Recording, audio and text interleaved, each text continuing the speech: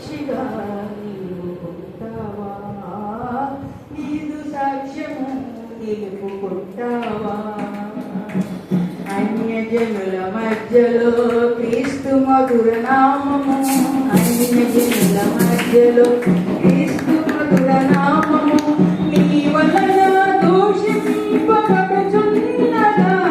నీ క్రియల వలన అవమానం పొందుతున్నదా, నీ వలన దూషింపబడుచున్నదా, నీ క్రియల వలన అవమానం పొందుతున్నదా. క్రీస్తు సాక్షిగా నీవు ఉంటావా.